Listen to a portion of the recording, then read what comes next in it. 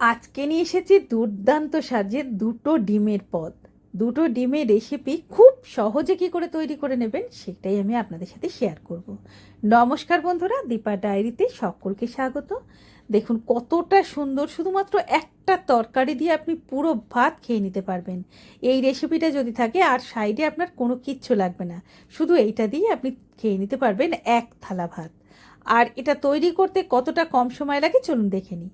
এটার জন্য একটা পাত্র নিয়ে নিয়েছি, বাটির মধ্যে দিয়ে দেবো আমি দুটো ডিম। আমি এখানে দুটো ডিম দিয়ে করেছি, আপনারা আপনাদের সদস্য অনুযায়ী ডিমের সংখ্যাটা বাড়াবেন কমাবেন। দুটো ডিমকে ভালো করে ফেটিয়ে নেবো। এখানে কিন্তু নুন দিয়ে দেবো একটুখানি, আর কোনো কিছু দেওয়ার দরকার নেই। যদি মনে হয়ে থাকে একটুখানি গোলমরিচের গুঁড়ো দিতে পারেন। তারপরে ভালো করে এটা ফেটিয়ে নিয়েছি। ফেটানো হয়ে গেলে একটা পেস্ট আমি তৈরি করে নেব। পেস্টের মধ্যে আমি দিয়ে দিলাম একটুখানি কাজু, দিয়ে দিলাম একটু কিশমিশ কয়েকটা, একটু চারমগজ, আর এরপর আমি দিয়ে দেবো 1 চামচ পোস্ত, দিয়ে দেবো আমি একটুখানি কাঁচা লঙ্কা। তারপরে এটা একটা পেস্ট তৈরি করে নেব। পেস্টটা তৈরি করে নেওয়ার পরে আমি এখানে একটুখানি বাটার দিয়ে, প্যানটা যখন গরম হয়ে যাবে একটু বাটার দিয়ে দিলাম। বাটারটা যখন মেল্ট হয়ে গেল তখন আমি সাদা তেল দিয়ে ডিমটা দিয়ে দিলাম। ডিমটা দেওয়ার পরে যেভাবে ডিমের অমলেট করে সেইভাবেই কিন্তু করে নেব। এই ডিমের মধ্যে কিন্তু কোনো পেঁয়াজ লঙ্কা আমি কিন্তু কিচ্ছু ব্যবহার করিনি।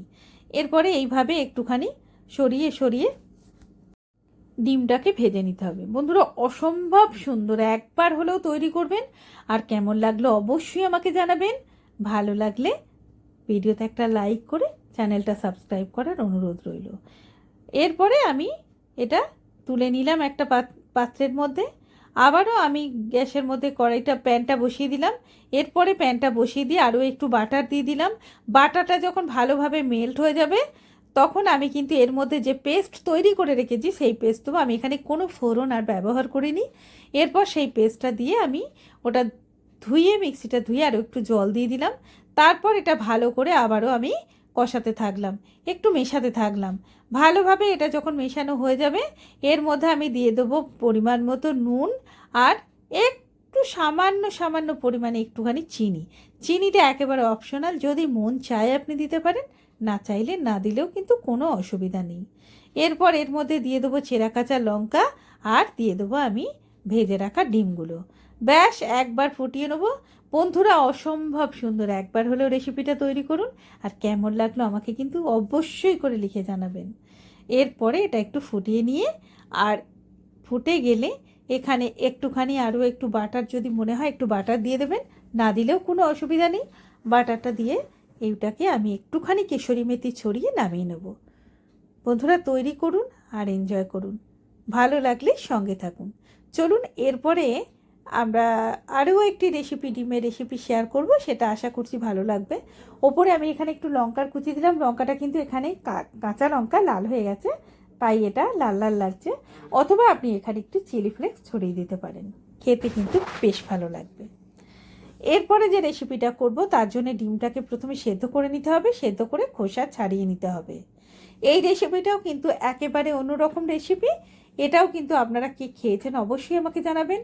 যে রেসিপি দুটোর মধ্যে, আপনারা এই দুটো রেসিপির মধ্যে কোনটা কার জানা রেসিপি অবশ্যই আমাকে কমেন্ট করবেন। এই রেসিপিটা তৈরি করার জন্য প্রথমে 3টে ডিমকে আমি সেদ্ধ করে নিয়েছি। অন্যদিকে একটা পাত্রের মধ্যে আমন্ড আর কাজু ভিজিয়ে 10 মিনিট রেখে দেবো। একটা মিক্সার গ্রাইন্ডারের মধ্যে টমেটো, পেঁয়াজ, আদা, রসুন, লঙ্কা আর কিছুটা ধনেপাতা, কাজু, আমন্ড আর দই দিয়ে একটা ফাইন পেস্ট তৈরি করে নিলাম। পেস্টটা তৈরি করে নিয়ে আমি এটাকে একটা পাত্রের মধ্যে ঢেলে রেখে দিয়ে তার মধ্যে হলুদ গুঁড়ো, জিরে গুঁড়ো, ধনে গুঁড়ো, লঙ্কার গুঁড়ো দেওয়ার পরে ভালো করে পেস্টের সাথে মিশিয়ে নিলাম। এরপর এখানে 3টে ডিম সেদ্ধ করে খোসা ছাড়িয়ে নিয়েছি। এরপর একটা কাঁটা চামচ দিয়ে এগুলোকে একটুখানি পিক করে নেব। টুথপিক দিয়েও পিক করে নিতে পারেন, অথবা কাঁটা চামচ দিয়েও পিক করে নিতে পারেন। এরপরে আমি ডিমের মধ্যে একটুখানি নুন আর হলুদ গুঁড়ো দিয়ে, আর একটু লঙ্কার গুঁড়ো, একটু ভাজা জিরের গুঁড়ো দিয়ে এটাকে একটুখানি ডিমটাকে মাখিয়ে নেব। ডিমটা মাখানো হয়ে গেলে এখানে আমি একটু সাদা তেল দিয়ে দেবো। সাদা তেলে ডিমগুলোকে দিয়ে একটু ভেজে তুলে নেব। খুব বেশি ভাজার দরকার নেই, হালকা করে ভেজে নেব। ভাজা হয়ে গেছে। এরপরে কিন্তু ডিমগুলোকে আমি তুলে নেব। ডিমগুলো তুলে নেওয়ার পরে আমি এখানে দিয়ে দেব একটু গোটা গরম মশলা। বন্ধুরা, ডিমগুলো তোলা হয়ে গেছে। এরপর এর মধ্যে দিয়ে দিলাম একটু জিরে, দিলাম একটুখানি দারচিনি আর একটু তেজপাতা, দুটো ছোট এলাচ। এরপরে 10-12 সেকেন্ড একটুখানি ভেজে নিয়ে এর মধ্যে দিয়ে দিলাম একটা পেঁয়াজ, কুচনো পেঁয়াজ। পেঁয়াজটাকে একটু ভেজে নিতে হবে, মানে একটু পেঁয়াজের কালারটা যখন চেঞ্জ হয়ে যাবে তখন এর মধ্যে দিয়ে দিলাম খুব সামান্য পরিমাণে একটুখানি চিনি।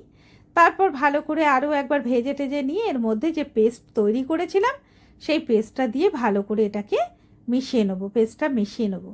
কষানো হয়ে গেলে এর মধ্যে দিয়ে দিলাম একটুখানি জল, মানে বাটিটা ধুয়ে একটু জল দিয়ে দিলাম। আরও ভালো করে কষাতে থাকবো। আর এটা কষানোর সময় গ্যাসের ফ্লেমটাকে একটু লোয়ের দিকে রাখতে হবে, যাতে এটা পুড়ে না যায় এবং কষানোটা ভালোভাবে হয়। দেখুন বন্ধুরা, কষানো কিন্তু হয়ে গেছে। এরপরে এখানে জল দিয়ে দিলাম। জলটা কিন্তু আমি ফুটিয়ে নিয়ে দিয়েছি। জলটা ফুটিয়ে নিয়ে দিয়ে এটাকে ভালো করে মিশিয়ে নিয়েছি। তারপর ডিমগুলো এর মধ্যে দিয়ে দেবো। ডিমটা দেওয়ার পরে আরেকবার ভালো করে মিশিয়ে নেবো। একটুখানি নুন, পরিমাণ মতো নুন দিয়ে দিতে হবে। আর নুনটা দিয়ে একটু ঢাকা দিয়ে 5 মিনিট রেখে দিয়ে একটু ধনেপাতা কুচি ছড়িয়ে দিয়ে নামিয়ে নিয়ে গরম গরম সার্ভ করে দিতে হবে। ভাত হোক বা রুটি, যে কোনো রকম রাইস, যা দিয়েই খান না কেন, খেতে কিন্তু মারাত্মক স্বাদ। তাহলে দেরি না করে অবশ্যই করে তৈরি করুন। ভালো লাগলে লাইক, শেয়ার, কমেন্টের সাথে সাথে চ্যানেলটা সাবস্ক্রাইব করার অনুরোধ রইল। আর ভালো থাকবেন, সুস্থ থাকবেন। দেখা হবে আবার আগামী পর্বে নতুন কোনো ভিডিও নিয়ে। আর এতক্ষণ ধৈর্য ধরে ভিডিওটা দেখার জন্য অনেক অনেক ধন্যবাদ।